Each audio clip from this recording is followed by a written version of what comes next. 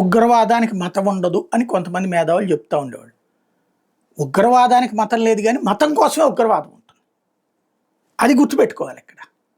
ఉగ్రవాదానికి మతం లేదు కానీ మతం కోసమే ఉగ్రవాదం ఉంటుంది. ఇది గుర్తుపెట్టుకోవాల్సిన అంశం నిన్న కాశ్మీర్లో బయటపడిపోయింది.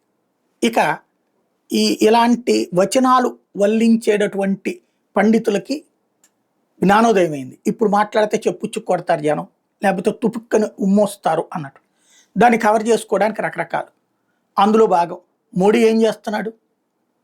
ఏం చేస్తాడు మోడీ? ఆడ కూర్చుని రోజు కాశ్మీర్లో ఏం జరుగుతుంది, ఆంధ్రప్రదేశ్లో ఏం జరుగుతుంది, హైదరాబాద్లో ఏం జరుగుతుంది అంటూ రాసు కూర్చోవడానికి ఆయన ఏమైనా పోస్ట్మేనా?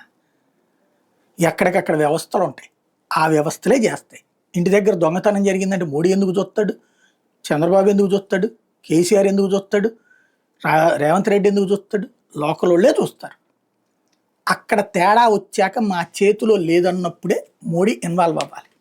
ఇప్పుడు మోడీ ఇప్పుడేం చేస్తున్నాడు ఎవరికి తెలియదు, ఏమీ చెప్పడం.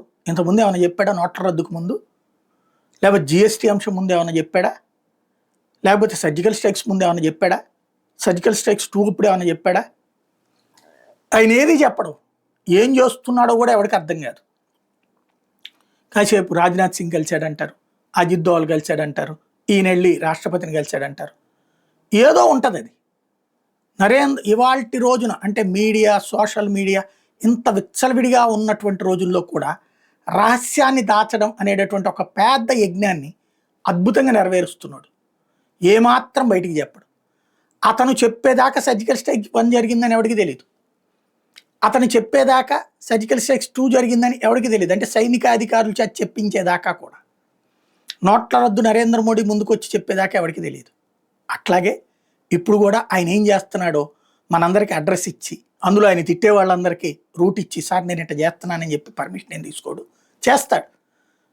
భారతదేశంలో 80% నుంచి 85% మంది అది నమ్ముతున్నారు. ఆయన ఏదో చేస్తాడు. ఈవెన్ అతని శత్రువులు కూడా నమ్ముతున్నారు. అప్పుడు ఎట్లా తిట్టుకోవాలన్నది మాత్రమే శత్రువులు ఆలోచిస్తున్నారు. At the same time Modi ఏం చేస్తాడో అన్నటువంటి ఉత్కంఠతో ఎదురు చూస్తున్నటువంటిది మిగతా 85%. Let us wait and see.